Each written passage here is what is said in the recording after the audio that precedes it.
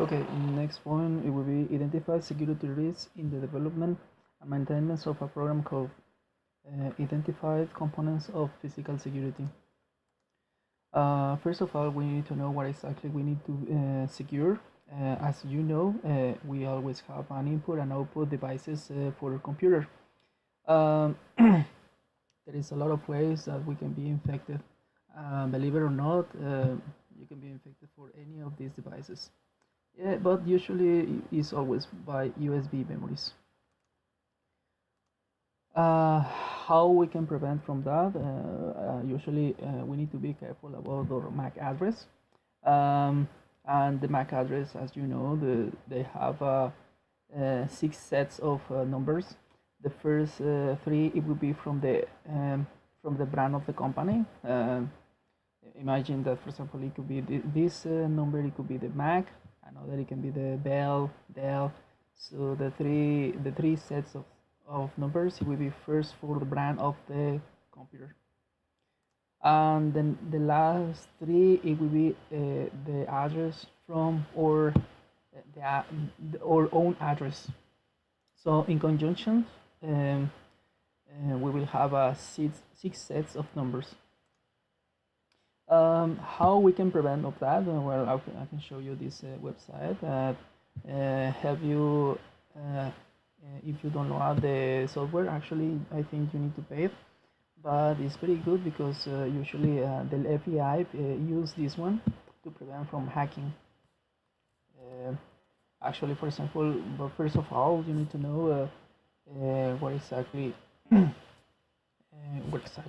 how can I get my my Mac address. In Windows, you can use ipconfig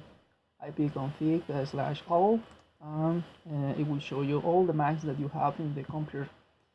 It can show you actually the MAC address of your virtual machine if you already have one in your computer.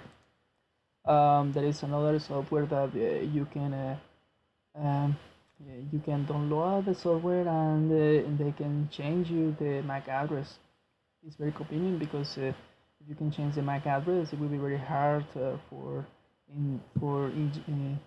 another person can't be intrusive in your devices. Um, Usually, there is another sets of devices that we need to be careful. It will be the hard drive, the motherboard, and even the chips. Currently, the chips now they don't have any ID, so that's a good news because it will be almost impossible for hackers get inside the chips. Well, as I explained you, first we will talk about the motherboard and how we can how can we get all these features from the motherboard? Well, actually, there is some software that is very interesting. The first one, there is a lot of, but I can show you one at least. CPU Z. It will show you a lot of things, a lot of features, and all the features that your computer have from the motherboard. So is that program is very complete. Or well, if you just want to know about the serial number of your motherboard, you can just put this command and it will show you the version of that. Another it's very important to know that some hard drives always they have the IDs. So how we can get our IDs from the hard drive? Well, we can use this command. This drive get serial number WMIC, and you will get the serial number of your hard drive. I know this is very interesting because obviously there is a software that you can check actually your IP from your hard drive. So if you go to this website in Microsoft, you can download the volume IP. And this is the latest version, but obviously in the future maybe it will be more. Uh, and another important thing is you need to always secure your ports and you need to be sure what exactly you are inserting. There is a lot of memory that they could have a virus. There is another ways to prevent from physical attacks. Actually, for example, you can use virtual machines. So using a virtual machine, they will have their own physical address. But as you know, they will be just virtual. So it's almost impossible that an attacker can uh, can be inside your computer. Uh, or for example, you can prevent from hacking if you have all the information in your cloud, or just protect your network. Usually, you can use routers or and firewalls. Perfect. Outline core security principles. First of all, there is a lot of things that we can do in order to secure our computer. One of them it will be from administrator. Actually, it is Microsoft say that 86% of all critical vulnerabilities can be mitigated by removing admin rights, and this is correct. So we need to have a technique as an admin that even though that you are very good in the computer, it's better to use always uh, a user account, because in the moment that someone wants to attack you, that person won't have any privilege. Another ways that we need to do is don't trust on users. Yes, they are very dangerous.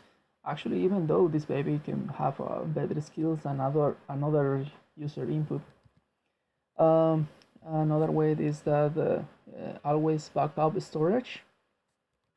Another is that sometimes if something say that in your guts doesn't feel well, or if you don't even use it, disable it.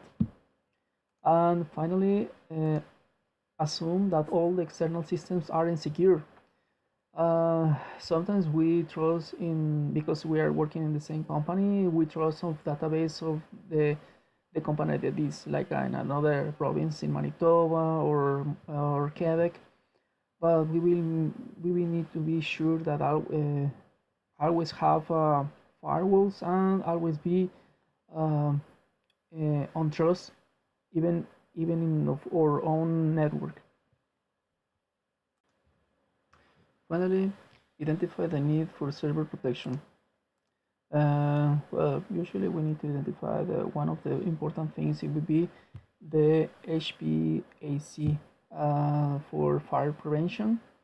So remember that always we need to be we need to have a fresh room in order that the servers can be always in a good temperature.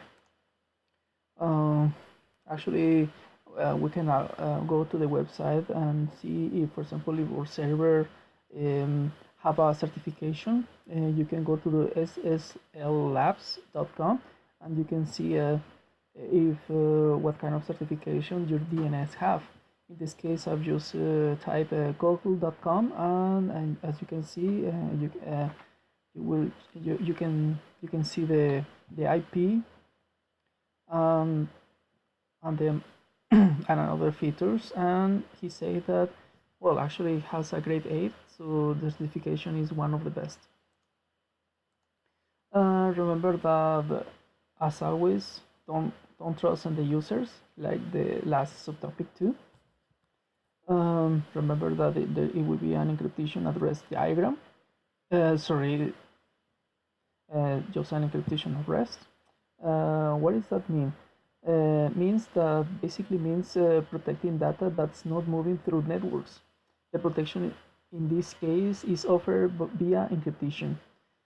The easiest way to answer this question is to explain what data at rest means. Data at rest refers to data that is not moving. And finally, please don't put your password on code. Otherwise, it will be very easy to enter to your program. Usually, many websites they put their password in their own HTML code, so it will be very easy for attackers go to your website.